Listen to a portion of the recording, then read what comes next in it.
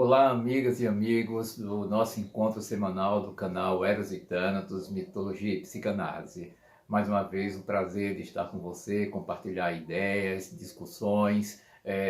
Aqui nós possamos difundir um pouco da questão da psicanálise e, juntamente, a temática de mitologia com o colega e amigo Sérgio Paulo Feitosa, né? Para os que estão chegando pela primeira vez agora, não me conhecem, meu nome é Edson Flávio Barbosa e Silva, sou psicanalista, mestre em psicologia clínica pela Universidade Católica de Pernambuco, e Sérgio Paulo Feitosa é psicólogo, mestre em ciências da religião, e nós temos esse canal desde novembro do ano passado. Ele está evoluindo, avançando, graças ao apoio de vocês. E aí, nesse interregno, a gente já pede que vocês dêem um like, caso gostem do nosso vídeo, divulgue junto com seus amigos, parentes, colegas de trabalho, enfim, de escola, não é? Para que as pessoas possam se inscrever, visualizar os nossos vídeos, se inscrever consequentemente, o YouTube vai identificando o interesse social no nosso grupo, né, o interesse público no nosso canal, e divulgando para mais pessoas, né? Estamos evoluindo com isso aí. Então, pedimos isso aí, agradecemos aí o interesse de vocês, tá?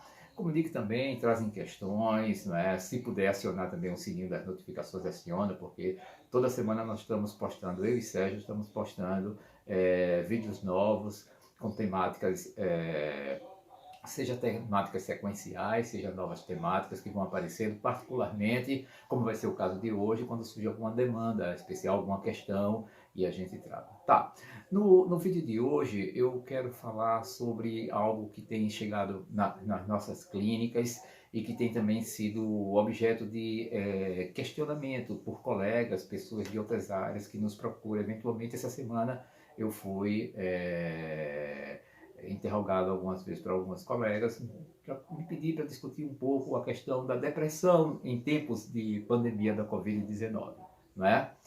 Então vamos falar brevemente um pouco sobre essa questão, não é?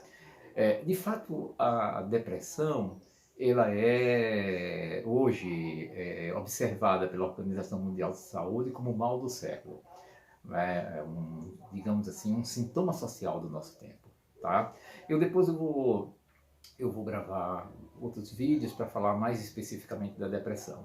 Mas eu quero fazer a conexão da depressão com essa questão da pandemia, com esses tempos que nós estamos vivendo, ao mesmo tempo que chamando a atenção que nós não atravessamos, nós não superamos a pandemia.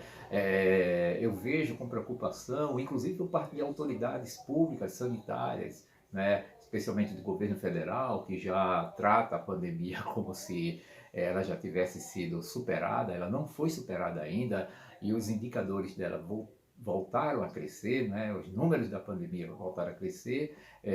O número de mortes não está tão alto, porque infelizmente a vacinação, já com uma cobertura bastante razoável das duas doses, mais as doses de reforço, primeira e segunda dose, tem dado uma proteção orgânica às pessoas, né? E consequentemente as pessoas tendo sintomas mais leves. Mas na circunvizinhança minha, já há várias pessoas, inclusive colegas, estudantes meus. Ontem mesmo uma colega que estuda comigo num dos cursos que eu dou, né, de psicanálise, ela não pôde participar e registrou para nós que está com a pandemia. E não é a primeira vez que ela está com a pandemia, felizmente ela está vacinada. Mas a gente está tendo notícia de pessoas da nossa circunvizinhança, e também pelo noticiário a gente vê e acompanha a expansão do vetor de infecção. Então, o que é que nós podemos concluir de tudo isso? Né? O óbvio, não é? Que a pandemia não está superada, como muitos estão acreditando que sim, abandonando máscara, abandonando os cuidados, né, o uso de álcool gel, a etiqueta social, o distanciamento social. A gente precisa estar atento a isso, não é? Nós não estamos. Mas, bom, além do aspecto da infecção virótica que a pandemia representa, há uma outra dimensão que é mobilizada no nosso espectro de investigação, que é a questão psíquica.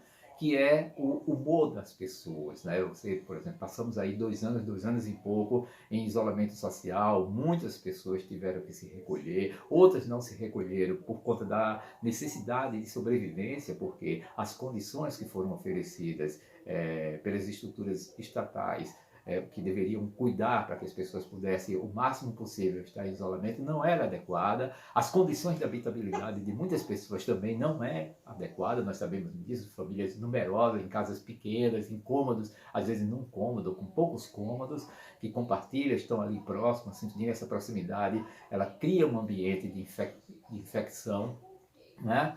E de modo que todas essas coisas acabam criando uma situação de tensão, de angústia, de medo, não é? Em torno de algo que é tão ameaçador, porque de fato matou. No Brasil são quase 670 mil mortes oficiais. Esse número deve crescer daqui a algum tempo quando forem investigados casos que estão em suspenso, porque não se sabe se foi de fato provocado pela pandemia, mas muito provavelmente muitos desses casos, mortes, por exemplo, no início da pandemia, quando não havia uma notificação adequada, quando não havia uma testagem adequada, né, faltava teste, faltava notificação e vacina, tampouco, seja porque ainda não tinha se constituído a vacina, seja porque o governo brasileiro deliberadamente demorou, retardou a compra de vacina, pelos motivos que vocês já acompanharam bem pelo noticiário, não é? E o que possibilitou que o Brasil, que é um país que tem uma enorme tradição, já longa tradição de vacinação em massa,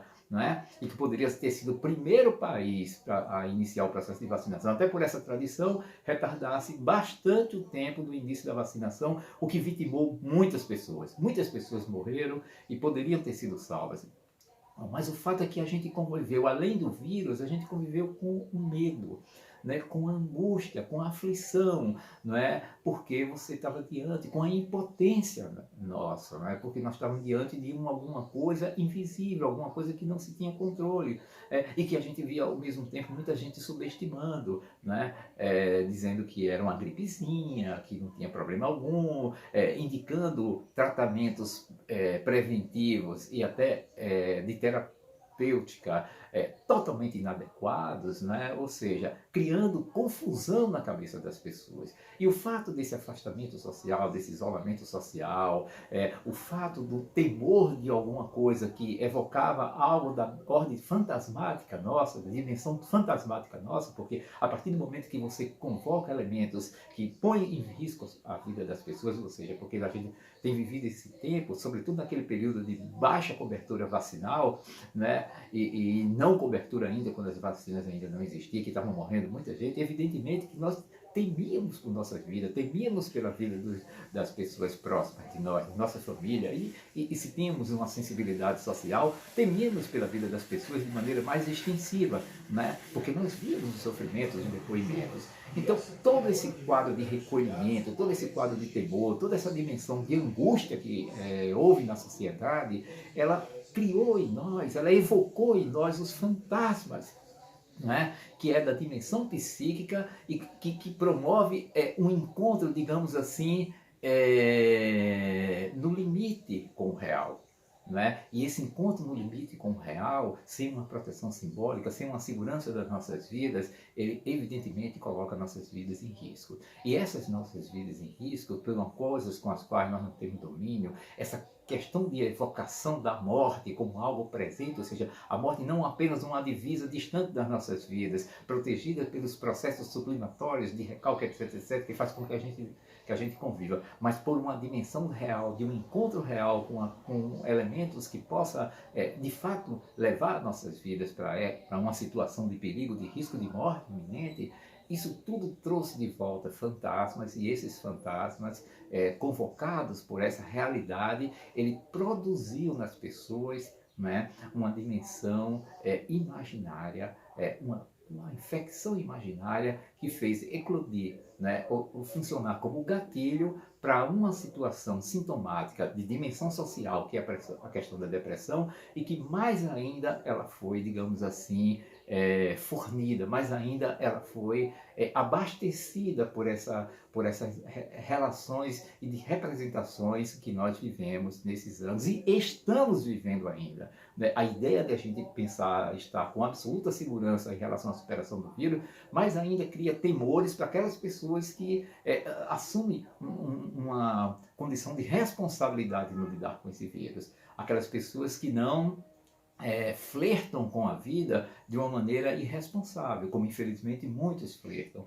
Alguns por irresponsabilidade, outros por necessidade, pelas privações que a vida tem, particularmente em uma sociedade como a nossa, com um país como a nossa, com tanta pobreza, com tanta miséria, com tanta exclusão, com tanta desproteção social.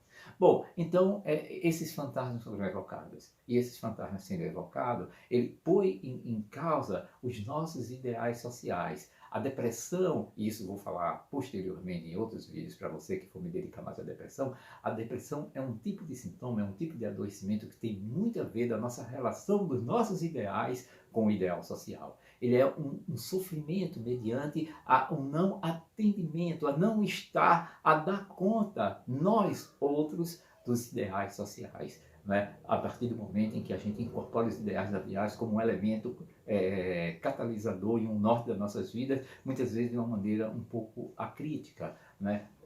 Movido por desejos imaginários, por dimensões, o ato do inconsciente, pela ação do inconsciente, impactando as nossas vidas e sem que a gente possa, digamos assim, negociar com as realidades essa relação entre o ideal e o real, a realidade, o possível e o impossível, não é? Portanto, esse é um dos elementos causadores da depressão. O outro aspecto é você viver em uma situação limite, como nós vivemos, e isso também produz angústias, temores, evoca os nossos fantasmas e nos coloca numa posição de risco e tensão permanente, o que faz também eclodir a depressão.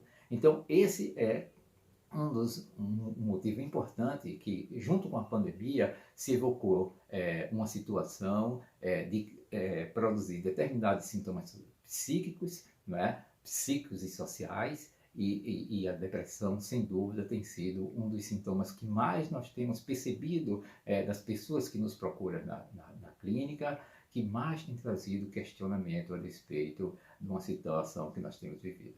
É isso que eu diria para vocês a respeito da depressão nesse tempo de pandemia, não é? E posteriormente, em novos vídeos, vou falar de maneira mais dedicada sobre a problemática da depressão, não é? A sua economia psíquica. Um grande abraço e até o próximo vídeo.